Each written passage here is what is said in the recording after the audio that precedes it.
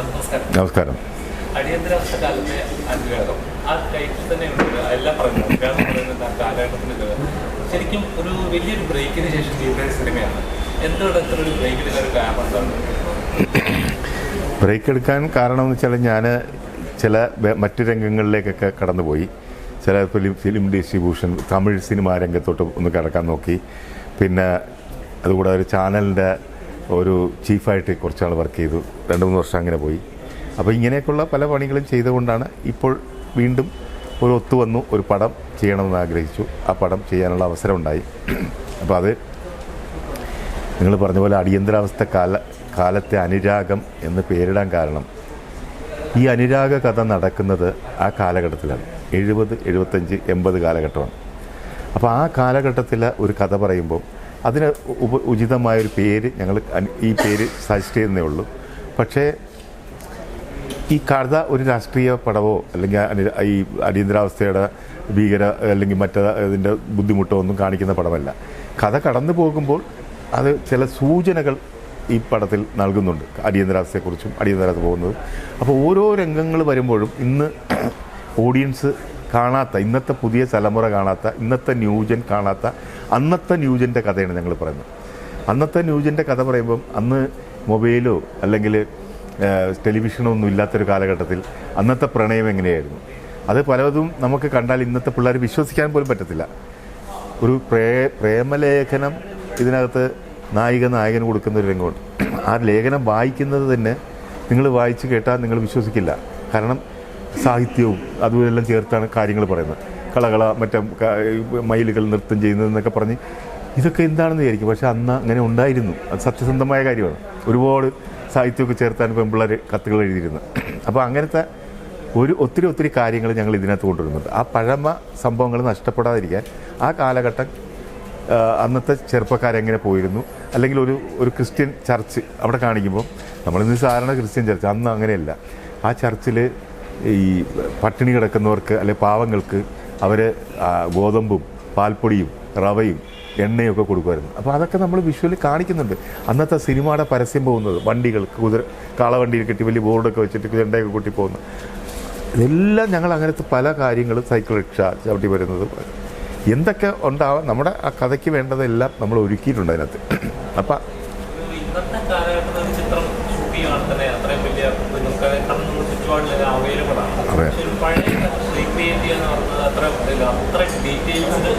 ഇത് വളരെ എക്സ്പെൻസീവാണിത്. ഇപ്പം ഒരു കാളവണ്ടി എന്ന് പറയുന്നത് നമ്മൾ വിചാരിക്കും ഞങ്ങൾ 2 കാളവണ്ടി അവിടെ കൊണ്ടുവന്നിട്ടുണ്ട്. ഈ 2 കാളവണ്ടി കൊണ്ടുവന്നാൽ തമിഴ്നാട്ടിൽ നിന്നൊക്കെ കൊണ്ടുവരേണ്ടത്.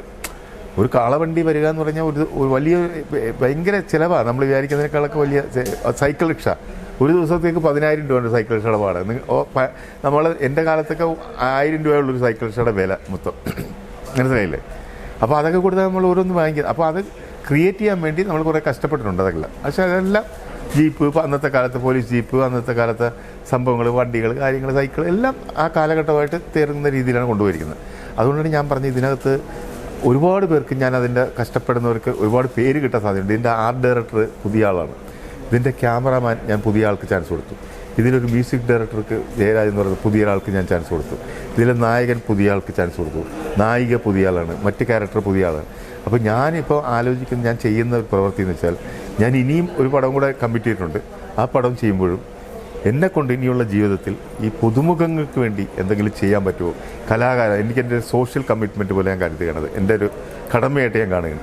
എന്നെപ്പോലെ അന്ന് കഷ്ടപ്പെടുന്ന, ഇന്ന് ആഗ്രഹിക്കുന്ന, ഒരുപാട് ആഗ്രഹങ്ങൾ മനസ്സിൽ സൂക്ഷിക്കുന്ന കഴിവുള്ളവരെ, എല്ലാവർക്കും ഒന്നും എനിക്ക് സഹായിക്കാൻ പറ്റില്ല. എനിക്ക് ലിമിറ്റഡ്, എൻ്റെ കഥയ്ക്ക് വേണ്ട അവരെല്ലാം ഞാൻ ഓരോരുത്തർ കൊണ്ടുവന്നിരിക്കും. അപ്പോൾ ഇതിൽ കൊണ്ടുവരുന്ന പലരും പല രീതിയിലും രക്ഷപ്പെട്ടു പോകാൻ സാധ്യത ഉള്ളവരാണ്. ഇപ്പോൾ നായകനാണെങ്കിൽ പോലും ഞാൻ പറഞ്ഞ അതിൽ നായകൻ ഭയങ്കര ആ ഏജിലുള്ള ഒരു ആക്ഷൻ ഹീറോ നമ്മുടെ സിനിമയിൽ നിങ്ങൾക്ക് കണ്ടു കാണത്തില്ല. അത്രയും മനോഹരമായിട്ടാണ് അയാൾ ആക്ഷൻ ചെയ്യുന്നത്. അയാൾ അതിലൊക്കെ പ്രാക്ടീസ് ചെയ്ത് വലിയ പരിജ്ഞാനമുള്ള ഒരാളുമാണ്. അപ്പോൾ അത് വലിയൊരു മുന്നേറ്റമായിരിക്കും അയാൾക്ക് ഉണ്ടാകുന്നത്. അതുപോലെ നായിക, പിന്നെ അതുപോലെ ഒരു ഫാദർ, അച്ഛൻ ക്യാരക്ടറുണ്ട് പള്ളിയിൽ. അപ്പോൾ ഞാൻ ഈ അച്ഛന്മാരിൽ തന്നെ ഒരുപാട് കലാകാരന്മാരുണ്ടല്ലോ. അച്ഛന്മാർ പാട്ട് പാടുന്നവരുണ്ട്, മ്യൂസിക് ചെയ്യുന്നവരുണ്ട്. അങ്ങനത്തെ ഒരു അച്ഛനെ തപ്പി, അഭിനയ സാധ്യതയുള്ള അച്ഛനെ തപ്പി ലാസ്റ്റ് ഞങ്ങൾ ചെന്നെത്തിയത് ഫാദർ പോൾ അമ്പുക്കൻ എന്ന് പറയുന്ന തൃശ്ശൂരുള്ള ഒരു അച്ഛനാണ്. അപ്പോൾ അദ്ദേഹത്തെ കണ്ടപ്പോൾ നല്ല കറക്റ്റ് ഫിഗർ, നമ്മൾ ഉദ്ദേശിച്ച അച്ഛൻ തന്നെ. പക്ഷേ ഒരുപാട് കടമ്പകളുണ്ട്, അദ്ദേഹം സമ്മതിച്ചു. പിന്നെ നമ്മുടെ സഭയുടെ അനുവാദവും കാര്യങ്ങളൊക്കെ വായിക്കാൻ ഒരുപാട് മെനക്കെട്ട് അത് സാധിച്ചെടുത്തു. അദ്ദേഹമാണ് ആ ക്യാരക്ടർ ചെയ്തിരിക്കുന്നതിനകത്ത് ത്രൂ ഔട്ട്. അപ്പം അത് കാരണം എനിക്കൊരു വലിയ ഗുണം കിട്ടി. ഞാനൊരു അന്യമതസ്ഥനായതുകൊണ്ട് എനിക്ക് ഈ കുർബാനയും മറ്റു കാര്യങ്ങളൊന്നും വളരെ പരിജ്ഞാനമൊന്നുമില്ല ആ ചെയ്യുന്നെങ്കിലും പള്ളിയിൽ. അതെല്ലാം അദ്ദേഹത്തിൻ്റെ ഇതിൽ വെച്ചിട്ട് വളരെ ഭംഗിയായിട്ട് ചിത്രീകരിക്കാൻ പറ്റി ആ മാതിരി കാര്യങ്ങൾ. ആ അല്ല, അങ്ങനെ ഇത് സംഭവം ഒരു നടന്ന കഥയാണ്. അത് ശരിക്കും ക്രിസ്ത്യൻ പശ്ചാത്തലത്തിൽ പള്ളിയൊക്കെ ആയിട്ട് ചേർന്ന് ഒരു താമസിച്ച ഒരു ഫാമിലി നടന്നത്. അതുകൊണ്ടാണ് ഞങ്ങൾ ഇത്രയും ഭീകരമായ പടങ്ങൾ വരുമ്പോഴും മോഹൻലാലിൻ്റെയും പൃഥ്വിരാജിൻ്റെയൊക്കെ പടത്തിനോടൊപ്പം ഈ ഒരു കൊച്ചു പടം കൊണ്ടിടുന്നത്. അപ്പോൾ അതിൻ്റെ ഒരു 20% മാത്രം ചിലവുള്ളൊരു പടമാണത്. ഇപ്പോൾ ആ പടത്തിൻ്റെ മൊത്തം എടുത്താൽ 80% ഭീകരന്മാർ അതിനകത്ത് നിൽക്കുകയാണ് ഇങ്ങനെ ഇതായിട്ട്. അപ്പോൾ അതിൻ്റെ 10% ഒക്കെ ആളത്തുള്ളൂ നമ്മുടെ. അപ്പോൾ അത് വെച്ചിട്ട് ഇറക്കുന്ന കാരണം ആ ഒരു മൂഡാണ്, ക്രിസ്ത്യൻ ഈ ക്രിസ്മസ് മൂഡാണ് ഇതിനകത്ത്. ഞാൻ പറയും, ശ്രേയാ ഘോഷൽ പാടിയിരിക്കുന്ന പാട്ട് നമ്മുടെ ചെത്തി മന്ദാരം തുളസി പോലെ കാലാകാലങ്ങളിൽ നിൽക്കുന്ന പാട്ടായിരിക്കും. കാരണം അവരാദ്യമായിട്ടാണ് ഒരു ക്രിസ്ത്യൻ ഭക്തിഗാനം പാടുന്നത്, ഫസ്റ്റ് ടൈം സിനിമയിൽ. അത് യേശുവിനെ പറ്റി ഉള്ളൊരു പാട്ട്, പ്രാർത്ഥന ഗാനമാണ്. ആ പാട്ട് എന്നും നിലനിൽക്കുന്നൊരു പാട്ടാണ്. യേശുദാസ് പാടിയിട്ടുണ്ടൊരു പാട്ട്, അതും ക്രിസ്ത്യൻ ഡിവോഷണൽ സോങ്ങാണ്, അതും നിലനിൽക്കും. പിന്നെ കൂടാതെ ഈ പുതിയ ഡയറക്ടർ ചെയ്തിരിക്കുന്ന ഒരു ലവ് സോങ് ഇന്നലെ എനിക്കന്ന് റിലീസായ ആ പാട്ട്. അപ്പോൾ അത് പുതിയ ആൾക്ക് കൊടുത്തു. അപ്പം ശ്രേയാ ഘോഷൽ പാടിയിട്ടുണ്ട്, യേശുദാസ് പാടിയിട്ടുണ്ട്. അതിനൊന്നും കോംപ്രമൈസ് ഇല്ല. ഞാൻ പാട്ടിനൊക്കെ കുറേ അതാണ് ഞാൻ പറഞ്ഞല്ലോ, ഇന്നും ഇളമഞ്ഞിലൊക്കെ 40 വർഷം കഴിഞ്ഞിട്ട് നിൽക്കുന്നതിൻ്റെ കാരണം അതാണ്. പാട്ട് നമ്മൾ കുറച്ച് ശ്രദ്ധിക്കുക. അതുകൊണ്ട് ഞാൻ ഉറപ്പ് പറയുന്ന ശ്രേയാ ഘോഷൽ പാടിയ പാട്ട് കാലാതീതമാണ്, നിന്നോളും എന്നും. നമ്മളിപ്പോൾ കണ്ടുകൊണ്ട് ഈ ഒരു കാലത്ത് അതായത് കൂടുതലും തിയേറ്റർ എക്സ്പീരിയൻസ് ചെയ്യുന്ന പടങ്ങളാണ് ഇപ്പോൾ കൂടുതൽ റിലീസ് അല്ലെ, അങ്ങനെയുള്ള പടങ്ങളാണ് ആൾക്കാർക്ക് താല്പര്യം കൂടുതൽ വരുന്നത്. അപ്പം എന്തുകൊണ്ടാണ് ഇങ്ങനൊരു സബ്ജക്റ്റ്? അല്ല, തിയേറ്റർ എക്സ്പീരിയൻസ് ഉള്ള പടത്തിന് ആൾക്കാർ കൂടുതലുള്ള സത്യം തന്നെയാണ്. അതാണ് ഇപ്പോൾ ട്രെൻഡ് മാറിക്കൊണ്ടിരിക്കുന്നത്. എന്ന് പറഞ്ഞ് ഈ മാതിരി പടങ്ങൾ ഓടത്തില്ല എന്ന് പറയാൻ പറ്റത്തില്ല. ഇപ്പം പലതും നമ്മളെടുത്ത് നോക്കിയ ചെറിയ ഇങ്ങനത്തെ പടങ്ങൾ നമ്മൾ അൺഎക്സ്പെക്റ്റഡ് ആയിട്ട് പല പടങ്ങളും വന്ന് കയറിയിട്ടുണ്ട്. നമ്മൾക്കൊരു ചാൻസ് ഉണ്ട്. പിന്നെ അത് കഴിഞ്ഞാൽ OTT പ്ലാറ്റ്ഫോം ഉണ്ട്, ഞങ്ങളുടെ ബഡ്ജറ്റും ഇതൊക്കെ വെച്ചിട്ട് ഞങ്ങൾക്ക് വർക്കൗട്ട് ആവും എന്തായാലും, അതല്ല എന്നാണ് ഞങ്ങൾ വിശ്വസിക്കുന്നത്. ഞാൻ ഇതുവരെ ചെയ്തിട്ടുള്ള പടമൊക്കെ ഞാൻ അങ്ങനെ വർക്കൗട്ട് ആക്കിയിട്ടുണ്ട്.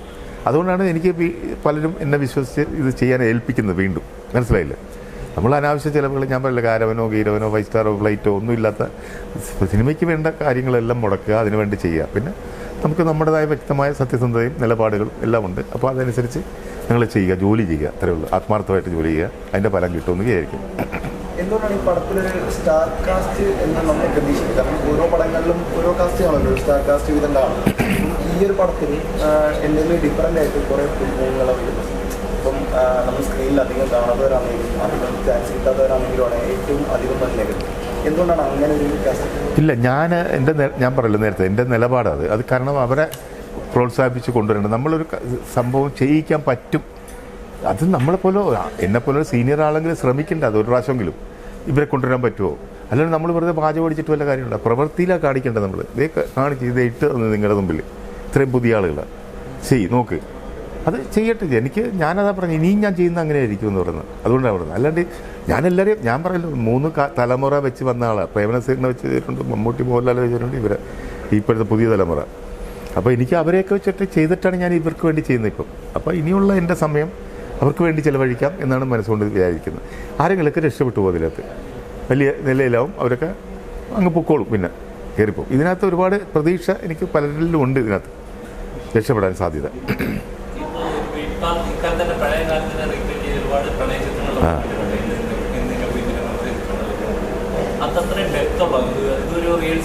അതെ,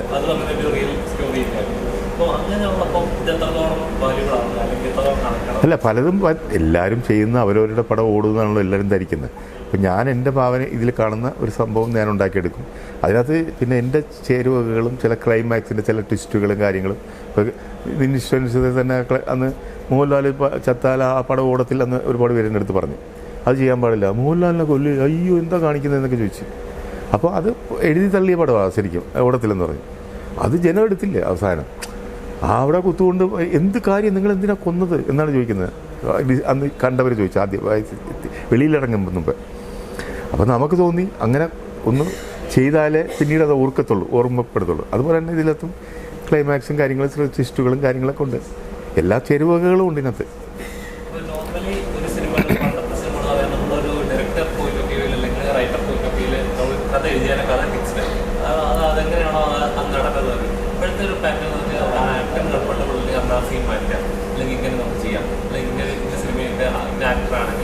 ഫൈറ്റ് ഉണ്ടാവണം, ഇതുപോലെ അവരുടെ ഡിമാൻഡുകളാണ്. അപ്പോൾ സിനിമ അത് കോംപ്രമൈസ് ആയിട്ട് പോകും. ഉണ്ടാവും, അതൊക്കെ ഒരുപാടുണ്ടാവും. ഞങ്ങളൊക്കെ വലിയ ആർട്ടിസ്റ്റൊക്കെ വരുമ്പോൾ അങ്ങനെ ചെയ്തിട്ടുണ്ട് പലതും. ചില സംഭവങ്ങളൊക്കെ അങ്ങനെ ചെയ്തേണ്ടി വരും, അതൊക്കെ സാഹചര്യം വരും. പക്ഷേ ഇപ്പോൾ ഈ പടത്തിൽ അങ്ങനത്തെ വലിയ ഹെവി സംഭവങ്ങൾ അങ്ങനെ മാറ്റേണ്ട, ആർട്ടിസ്റ്റ് പറ്റേണ്ട സംഭവമൊന്നും ഉണ്ടായിട്ടില്ല. ഇതിനകത്ത് ആകെ ഒരു വലിയ വെല്ലുവിളി നേരിട്ടത് ഫൈറ്റ് സീക്വൻസ് ഉണ്ട്. ഒരു ഭയങ്കര ഫൈറ്റാണ്. ആ ഫൈറ്റ് നിന്നാലേ പടം നിൽക്കത്തുള്ളൂ ക്ലൈമാക്സ് വരുന്നതിന് മുമ്പ്. അപ്പോൾ അത് 3 ദിവസം ആ ഫൈറ്റിനെടുത്ത് ഞങ്ങൾ. പിന്നെ പാട്ടുകളെല്ലാം സാധാരണ 2-3 ദിവസം വെച്ചിട്ട് പാട്ടുകൾ എടുത്തു. ആ ഫൈറ്റ് ഞാൻ ഫൈറ്റ് മാസ്റ്റർ അടുത്ത് പറഞ്ഞു, ഈ ഫൈറ്റ് നിന്നാലേ പടം നിൽക്കുന്നത്. ആ ഫൈറ്റ് അതിമനോഹരമായിട്ട് പിക്ചറൈസ് ചെയ്തിട്ടുണ്ട്. അത് നിങ്ങൾ കാണുമ്പം ഓർത്തോളൂ, കേരള ചരിത്രത്തിൽ പുതുമുഖങ്ങളെ വെച്ച് ഇങ്ങനൊരു ഫൈറ്റ് ഉണ്ടായി കാണത്തില്ല സിനിമയിൽ. അത് ഞാൻ ചലഞ്ച് ചെയ്ത് പറയും.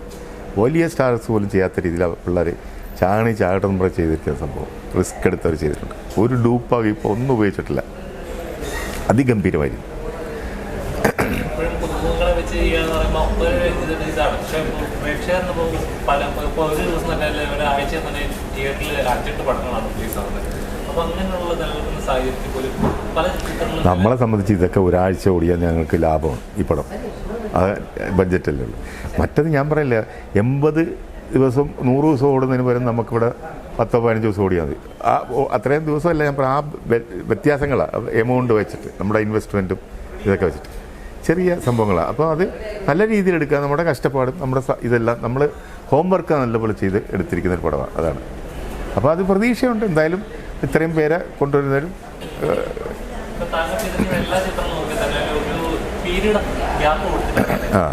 എല്ലാം ഇനി ഉടനെ ചെയ്യും. ഇല്ല, ഇനിയിപ്പം കുറച്ച് പടങ്ങൾ കൂടെ ചെയ്യും. അത് ചെയ്തിട്ട് പോകാനുള്ളവർ മിക്കവാറും അടുത്ത പടം ഒരു വ്യത്യസ്തമായ പുതിയ രീതിയിലുള്ള പടമായിരിക്കും. ഒരു പാൻ ഇന്ത്യൻ സിനിമ പോലത്തെ ഒരു സ്റ്റൈലായിരിക്കും അത് ചെയ്യുന്നത്. എല്ലാ ഭാഷയിലും എടുക്കാവുന്നത്. അതിൽ പുതുമുഖങ്ങളായിരിക്കും കൂടുതൽ. അല്ലെങ്കിൽ നമുക്ക് വർക്കൗട്ട് ആവത്തില്ല, നമ്മുടെ എമൗണ്ടുമായിട്ട് നിൽക്കില്ല. അതുകൊണ്ടാണ് ഇപ്പോൾ കാശ് ഇല്ലാത്തതുകൊണ്ടാണ് ഈ സംഭവങ്ങളൊക്കെ. അപ്പോൾ ഇതിനകത്ത് ഒരു ആർട്ടിസ്റ്റ് കയറി, ഇപ്പോൾ ഞാൻ ഇതിനകത്ത് ഈ സിനിമയിലൊരു ക്യാരക്ടർ ചെയ്യുന്നുണ്ട്.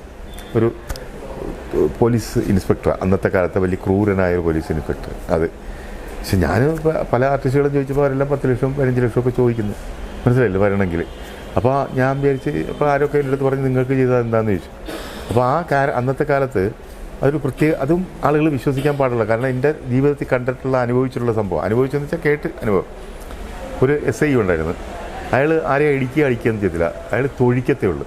ജീപ്പിലിരുന്ന് തൊഴിക്കും ആളുകൾ. റോഡിൽ ഇരിക്കുന്നവനെയൊക്കെ, അന്ന് കലിങ്ങിലൊക്കെ ഇരിക്കുന്നവനെ ജീപ്പിലിരുന്ന് കാലുകൊണ്ട് വലിച്ച് തുഴയ്ക്കും. കിട്ടിയ സ്റ്റേഷനിൽ കൊണ്ടുവന്നാലും നാവി നോക്കി ചവിട്ടും. ഇതാണ് ഈ പുള്ളിയുടെ പണി. അത് തൊഴിയൻ തോമ എന്ന് പറഞ്ഞൊരു ക്യാരക്ടർ, അത് ഞാനാണ് ചെയ്യുന്നതിനകത്ത് ക്യാരക്ടർ. അപ്പോൾ ഞാൻ തന്നെ ചെയ്തു. അത് എല്ലാവരും കണ്ടവർ കൊള്ളാമെന്ന് പറയുന്നു. എന്താണെന്ന് അറിയില്ല. ഇനിയിപ്പോൾ കഥ പോലെ തന്നെയാണല്ലോ ഈ കഥാപാത്രങ്ങൾ സിനിമയിലെ. ഈ ഒരു കാസ്റ്റിലേക്ക് വന്നപ്പോൾ എല്ലാവരും ആ കഥാപാത്രത്തിനോട് യോജിച്ചവർ തന്നെയാണോ? ആണ്. ഒരുമാതിരി മിക്കവരും എല്ലാ കഥാപാത്രത്തിന് പറ്റിയവരാണ് നമ്മൾ ഇട്ടിരിക്കുന്നത്. അത് നിങ്ങൾ പടം കാണുമ്പോൾ അറിയാൻ പറ്റും ഉറപ്പായിട്ടും. നമുക്ക് അതുപോലെ ഞാൻ അതാണ് പറഞ്ഞത്. നമുക്ക് നമ്മുടെ ഒരു ഉദാഹരണം പറയാം. ഇതിനകത്ത് ലാസ്റ്റ് സപ്പർ ഒരു സീനുണ്ട്. അതായത് ഒരു നാടകമാണ്, യേശു ക്രിസ്തുവിൻ്റെ ബൈബിൾ നാടകം. ആ ബൈബിൾ നാടകം സാധാരണ 2-3 ക്യാരക്ടേഴ്സ് വെച്ചിട്ട് അങ്ങോട്ട് പോകുന്നു ഇങ്ങോട്ട് പോകുന്ന എല്ലാ കഥകളോ അല്ല യേശു ഇത് കാണിക്കുന്നത്. നമ്മളതല്ല കാണിച്ചിരിക്കുന്നത്. ബൈബിൾ ലാസ്റ്റ് 12 പേര്, അപ്പുറത്ത് 6 ശിഷ്യന്മാർ, ഇപ്പുറത്ത് 6 ശിഷ്യന്മാർ, നടുക്ക് ക്രിസ്തു, മൊത്തം 13 പേര് സ്റ്റേജിൽ എഴുതണം. അപ്പോൾ അതിനുള്ള സ്റ്റേജ് ഉണ്ടാക്കി, അതിനുള്ള സെറ്റപ്പ് ഉണ്ടാക്കി, അതിനുള്ള സംഭവം ഉണ്ടാക്കി, ആ സമയത്തുള്ള സംഭവമാണ് നമ്മൾ അവതരിപ്പിക്കുന്നത്. അപ്പോൾ ആ ലൈറ്റിങ് പാറ്റേൺ എല്ലാം വളരെ മനോഹരമായിട്ട് ചിത്രീകരിക്കും. അതിലിരിക്കുന്ന ഫിഗറുകൾ സാധാരണ ഈ യേശു ക്രിസ്തുവിൻ്റെ ശിഷ്യന്മാരെന്ന് പറഞ്ഞ് കുറേ താടിയൊക്കെ, വെപ്പ് താടിയും എല്ലാം വെച്ച് കുറേ മേക്കപ്പൊക്കെ ചെയ്ത് ഞാൻ ഫേസ്ബുക്കിൽ അനൗൺസ് ചെയ്തു. എനിക്ക് ഈ രൂപങ്ങളുള്ള ആയിരക്കണക്കിന് ഫോട്ടോകൾ വന്നു. ഇത്രയും താടിയുള്ളൊരു ഇങ്ങനെ വലിയ, അതിൽ നിന്ന് ഒരു 6-12 പേരെ തിരഞ്ഞെടുക്കും. അത് നിങ്ങൾ പടം കാണുമ്പോൾ ഒരു മേക്കപ്പ് ഒന്നും ഇട്ടില്ല. അവർ ഉടുപ്പ് മാത്രം ഇട്ടിട്ടിരുത്തി കറക്റ്റ് ഫിഗറാണ് എല്ലാം കണ്ട. യേശു ക്രിസ്തു ഉൾപ്പെടെ ഒറിജിനൽ മുടിയൊക്കെ വളർത്തി നാച്ചുറലാണ്, അല്ലാണ്ട് വെപ്പൊന്നുമില്ല അതിനകത്ത്. ഫൈറ്റിലും ഞാൻ പറയില്ല അതുപോലെ തന്നെ ചെയ്തിരിക്കുന്നു. ഓരോന്നും അങ്ങനെ പ്ലാൻ ചെയ്തെടുത്തിരിക്കും.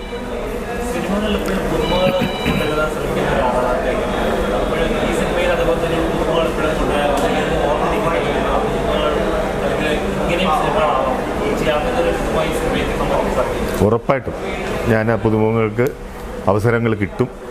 അവർ രക്ഷപ്പെടും, എല്ലാവരും രക്ഷപ്പെടും. അതിൽ പലരും ചില ടോപ്പ് ലെവലിൽ പോകാനൊക്കെ ഉള്ള സാധ്യതകളുണ്ട്. അതെല്ലാം ഓരോരുത്തരുടെ ഭാഗ്യവും അവരുടെ കഠിനാധ്വാനവും പോലെ ഇരിക്കും ബാക്കി കാര്യങ്ങൾ. പിന്നെ അവരുടെ സെലക്ഷനും എല്ലാം പോലെ ഇരിക്കും ഓരോന്ന് പോകുന്നു. അതൊക്കെ നമുക്ക് പ്രഡിക്റ്റ് ചെയ്യാൻ പറ്റില്ല. സിനിമ ഡയറക്ടർ മലയാളികൾക്ക് അതെ അതെ തീർച്ചയായിട്ടും. ഞാൻ പറഞ്ഞല്ലോ നേരത്തെ, ഞാനിപ്പം ഒരു സ്ഥലത്ത് ചെന്നിറങ്ങി, റെയിൽവേ സ്റ്റേഷനിൽ ചെന്നിറങ്ങിയാൽ എന്നെ പറയുന്ന കണ്ടറിനെ ഓട്ടോറിക്ഷക്കാർ വന്ന് ചോദിക്കുന്നത് ജയന് ഡബ് ചെയ്ത ആളല്ലേ എന്ന് ചോദിക്കുന്നത്. അവരൊക്കെ അതാണ് ജയന് ശബ്ദം കൊടുത്ത ആൾ.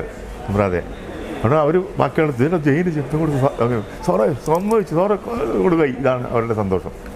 ജയൻ ഇപ്പോഴും കടുത്ത ആരാധകർ ഒരുപാടുണ്ട് ഇപ്പോഴും. അതൊരു ഭയങ്കര ഒരു എവർഗ്രീൻ ഹീറോ എന്ന് പറയുന്ന പോലെ തന്നെ ആ സാഹസികതയ്ക്ക് ഇത്രയും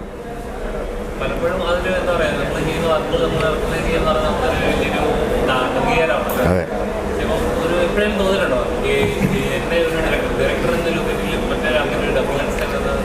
ഞാൻ പിന്നെ അങ്ങനെ ചിന്തിക്കാറില്ല. അങ്ങനെ നടക്കുന്നത് നമ്മളങ്ങ് ചെയ്യുന്നത്, നമ്മുടെ കർമ്മം നമ്മൾ ചെയ്യുക, നമ്മുടെ റൂട്ടിൽ സഞ്ചരിക്കുക. പിന്നെ ഞാൻ പറയല്ലോ, എനിക്ക് എല്ലാ നിലപാടുകളും സത്യസന്ധതയും നീതിയും ധർമ്മം നീതി അങ്ങനെയൊക്കെ വിശ്വസിക്കുന്ന ഒരാൾ. അങ്ങനെ പോകത്തുള്ളൂ, അങ്ങനെ ജീവിക്കത്തുള്ളൂ, അങ്ങനെ ചെയ്യത്തുള്ളൂ. അപ്പോൾ അതനുസരിച്ച് ഉള്ള കാര്യങ്ങൾ ചെയ്യത്തുള്ളൂ. ഇപ്പോൾ പറഞ്ഞതെല്ലാം സത്യസന്ധമായ കാര്യങ്ങളാണ് ഓരോന്നും. കള്ളം അതങ്ങനത്തെ കാര്യമൊന്നും ഞാൻ നിൽക്കത്തുമില്ല, പറയത്തുമില്ല. അതുകൊണ്ട് എനിക്ക് സോഷ്യൽ മീഡിയയിൽ ഞാൻ ഈ പല കാര്യത്തിലും ഇടപെടുമ്പോഴൊക്കെ ഒരുപാട് എതിർപ്പും കാര്യങ്ങളൊക്കെ വരുന്നുണ്ട്. ഞാൻ വിളിച്ച് പറയുന്നുണ്ട്, കാര്യങ്ങൾ സത്യങ്ങൾ വിളിച്ച് തുറന്ന് പറയുന്നുണ്ട്. അതൊന്നും ഞാൻ മൈൻഡ് ചെയ്യുന്നില്ല. ഞാൻ എൻ്റെ വഴി, തനി വഴി അതിലേ പോകും. ഒന്നും എൻ്റെ ഏറ്റവും രസമെന്ന് വെച്ചാൽ, ഏറ്റവും അതിനകത്ത് ഞാനിങ്ങനെ നിലപാട് ഉള്ള ആളായതുകൊണ്ടാണ് എന്നെ തേടി ഈ പടം വന്നത്. അപ്പം ഞാൻ ചോദിച്ചു, നിങ്ങൾ നേരത്തെ പറഞ്ഞ പോലെ ഇത്രയും നാളായിട്ട് നിങ്ങൾ എന്നെ തേടി സാറ് എനിക്ക് വലിയ ഇഷ്ടമാണ്. ഞാൻ ചോദിച്ചാൽ എന്താ ഒരു നിലപാടും അതിൻ്റെതായ സത്യസന്ധതയും അതിൻ്റെ കാര്യങ്ങളുണ്ട്, അതുകൊണ്ടാണ് ഏൽപ്പിക്കുന്നത് എൻ്റെ അടുത്ത് പറഞ്ഞത്. അപ്പോൾ എനിക്ക് അങ്ങനെ ഉള്ളതുകൊണ്ടാണ് എനിക്കത് കിട്ടിയെന്ന് വിശ്വസിക്കും. ഇപ്പോഴും പുതിയതും കിട്ടിയിരിക്കുന്ന അങ്ങനെ തന്നെ. പുതിയ പടവും കമ്മിറ്റ് ആയിട്ടുണ്ട് എനിക്ക്. അത് അടുത്ത രണ്ടാമത്തെ പടവും വന്നാൽ ചെയ്യും. അതുപോലെ ഒരുപാട് സബ്ജക്റ്റും കാര്യങ്ങളൊക്കെ നമ്മുടെ കയ്യിലുണ്ട്. ഒരുപാട് ഫുൾ ലെങ്ത് കോമഡി ഉണ്ടരണം. അതിപ്പം ആരെങ്കിലും വന്നാൽ ആ സബ്ജക്റ്റും കൊടുക്കാമെന്ന് വിചാരിക്കുന്നത്. എനിക്ക് ചെയ്യാൻ സമയം കാണുമെന്നറിയില്ല. നോക്കാം. ഇതൊക്കെ സിനിമയിൽ എന്തും സംഭവിക്കാം. ഇത് വരാതിരിക്കാം, എല്ലാം ചെയ്യാം. പക്ഷെ അതൊന്നും നമ്മൾ ഞാൻ എൻ്റെ യാത്ര അങ്ങ് തുടരുന്നോണ്ടിരിക്കും. അത്രേ ഉള്ളൂ.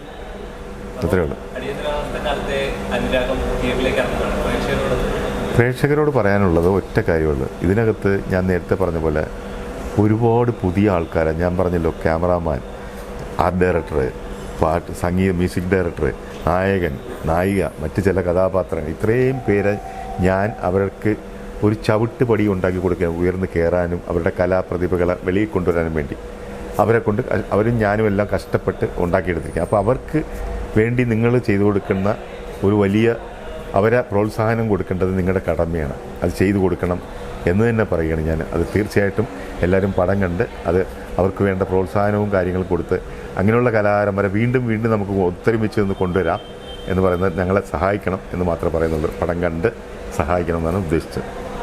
നന്ദി, നമസ്കാരം.